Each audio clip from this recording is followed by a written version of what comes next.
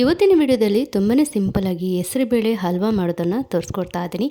ಬನ್ನಿ ಇದನ್ನು ಹೇಗೆ ಮಾಡೋದು ಅಂತ ನೋಡೋಣ. ನೋಡಲಿಕ್ಕಿಂತ ಮುಂಚೆ ನೀವೇನಾದರೂ ನಮ್ಮ ಚಾನಲ್ಗೆ ಹೊಸಬರಾಗಿದ್ದರೆ ಈಗಲೇ ಲೈಕ್ ಮತ್ತು ಶೇರ್ ಸಬ್ಸ್ಕ್ರೈಬ್ ಮೂಲಕ ಸಪೋರ್ಟ್ ಮಾಡಿ. ಸೊ ನಾನಿಲ್ಲಿ 1 ಬೌಲಷ್ಟು ಹೆಸರುಬೇಳೆನ ಹಾಕ್ಕೊಂಡಿದ್ದೀನಿ. ಸೊ ಬೆಳಗ್ಗೆ ನೆನೆಸಿಟ್ಟಿದ್ದೆ. ಸೊ ಸಂಜೆಗೆ ಇದನ್ನು ಚೆನ್ನಾಗಿ ನೀರು ಹಾರಿಸಿ ಮಿಕ್ಸಿಯಲ್ಲಿ ಗ್ರೈಂಡ್ ಮಾಡ್ಕೊಂಡಿದ್ದೀನಿ. ಯಾವುದರಲ್ಲಿ ಹೆಸರು ಬೇಳೆನ ತೆಗೆದುಕೊಂಡಿರ್ತೀರ ನೋಡಿ, ಅದರಲ್ಲೇ 1 ಕಪ್ನಷ್ಟು ಸಕ್ಕರೆ, 1 ಕಪ್ನಷ್ಟು ತುಪ್ಪನ ಹಾಕ್ಕೊಳ್ತಾ ಇದ್ದೀನಿ. ಹಾಗೆಯೇ ನಿಮಗೆ ಸಿಹಿ ಸ್ವಲ್ಪ ಜಾಸ್ತಿ ಬೇಕು ಅನ್ನೋದಾದರೆ ನೀವು 1/4 ಕಪ್ನಷ್ಟು ಸಕ್ಕರೆನ ಹಾಕ್ಕೊಳ್ಬೋದು. ಸೊ ಇಲ್ಲಿ ತುಪ್ಪ ಹಾಕಿ ಬಿಸಿ ಆದಮೇಲೆ ಒಂದು 2 ಸ್ಪೂನಷ್ಟು ರವೆ, 2.5 ಸ್ಪೂನಷ್ಟು ಕಡಲೆ ಹಿಟ್ಟನ್ನು ಹಾಕಿ ಮಿಕ್ಸ್ ಮಾಡ್ಕೊಳ್ಬೇಕು. ಹಾಗೆಯೇ ಇದು ತುಪ್ಪ ತುಂಬಾ ಬಿಸಿ ಆಗಬಾರ್ದು, ಲೈಟಲ್ಲಿ ಬಿಸಿ ಆಗಿರಬೇಕಾದ್ರೇ ಇದನ್ನು ಹಾಕ್ಕೊಳ್ಬೇಕು. ನಂತರ ಲೋ ಫ್ಲೇಮ್ ಮಾಡಿ ನೀವು ಇದನ್ನು ಮಿಕ್ಸ್ ಮಾಡಬೇಕು. ಸೊ ನೋಡಿ, ಇವಾಗ ಚೆನ್ನಾಗಿ ಕುದಿ ಬರ್ತಾ ಇದೆ.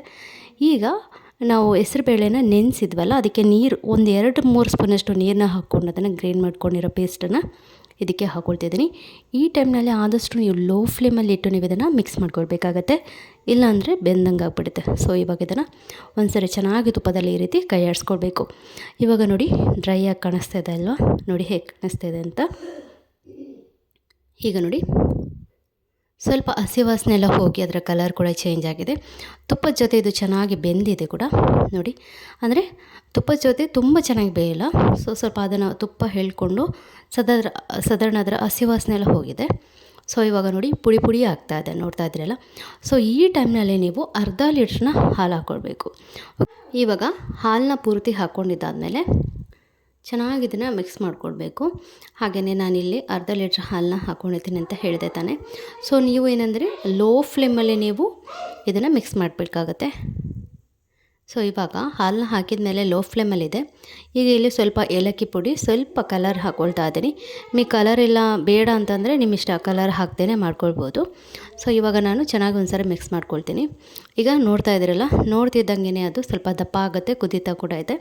ಇದನ್ನು ಮಿಕ್ಸ್ ಮಾಡ್ತಾ ಇರಬೇಕು. ಆದಷ್ಟು ಲೋ ಫ್ಲೇಮಲ್ಲೇ ಇರಬೇಕು. ಇದನ್ನು ನೀವು ಮಿಕ್ಸ್ ಮಾಡಬೇಕಾದ್ರೆ ಹೈ ಫ್ಲೇಮಲ್ಲಿ ಮಾಡಿದರೆ ಅದು ಚೆನ್ನಾಗಿ ಬೇಯಲ್ಲ, ಮತ್ತು ನಿಮಗೆ ಹಸಿ ಹಸಿ ಅಂತ ಅನಿಸ್ಬಿಡುತ್ತೆ. ಈಗ ಅದನ್ನು ಒಂದ್ಸರಿ ಚೆನ್ನಾಗಿ ಮಿಕ್ಸ್ ಮಾಡ್ಕೊಳ್ಳಿ. ಸೊ ನೋಡಿದ್ರಲ್ಲ, ಹಾಲೆಲ್ಲ ಹಾಕಿದ ಮೇಲೆ ನೋಡಿ ಈ ರೀತಿ ಕಾಣಿಸ್ತಾ ಇದೆ. ಹಾಗೆಯೇ ನೀವು ಹಲ್ವಾ ಮಾಡಬೇಕಾದ್ರೆ ಯಾವಾಗಲೂ ದಪ್ಪ ಪಾತ್ರೆನ ಯೂಸ್ ಮಾಡಬೇಕಾಗತ್ತೆ, ತೆಳುವುದನ್ನು ಯೂಸ್ ಮಾಡಬಾರ್ದು.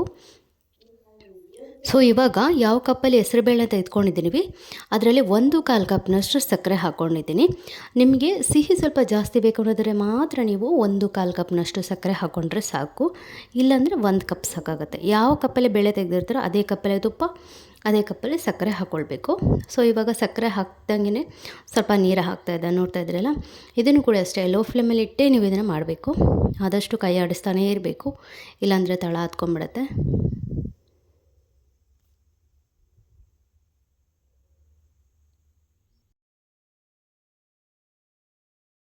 ಸೊ ಈಗ ನೋಡಿ, ಈ ಹಲ್ವಾ ಮಾಡಬೇಕಾದ್ರೆ ನಿಮ್ಮ ದಿಢೀರ್ ಅಂತ ಮಾಡೋಕ್ಕಾಗಲ್ಲ, ಅಂದರೆ ಸ್ವಲ್ಪ ಟೈಮ್ ತಗೊಳ್ಳುತ್ತೆ. ಅಂದರೆ ನಾವು ಅದು ಚೆನ್ನಾಗಿ ಬೇಯಬೇಕಲ್ಲ. ಈಗ ಲಾಸ್ಟ್ ಹಂತದಲ್ಲಿ ನೋಡಿ, ಫ್ರೈ ಮಾಡ್ತಾ ಅದ್ರ ಉದುರು ಕೂಡ ಆಗಿದೆ, ಮತ್ತು ತುಪ್ಪ ಸಹ ಬಿಟ್ಕೊಂಡಿದೆ, ನೋಡ್ತಾ ಇದ್ದೀರಲ್ಲ.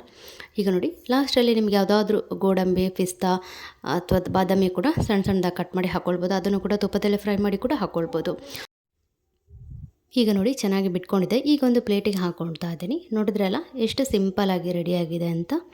ಸೊ ನೀವು ಈ ರೆಸಿಪಿನ ಟ್ರೈ ಮಾಡ್ತೀನಿ ಅಂದರೆ ಸ್ವಲ್ಪ ತಾಳ್ಮೆ ಬೇಕು, ಯಾಕೆಂದರೆ ಸ್ವಲ್ಪ ಅದನ್ನು ಕೈ ಮಿಕ್ಸ್ ಮಾಡ್ತಾನೆ ಇರಬೇಕು. ಹಾಗಾಗಿ ಸೊ ಇವತ್ತಿನ ರೆಸಿಪಿ ಹೇಗೆ ಅನ್ನಿಸ್ತು, ಇಷ್ಟ ಆಯಿತಾ? ಇಷ್ಟ ಆದರೆ ಒಂದು ಲೈಕ್ ಮೂಲಕ ಸಪೋರ್ಟ್ ಮಾಡಿ.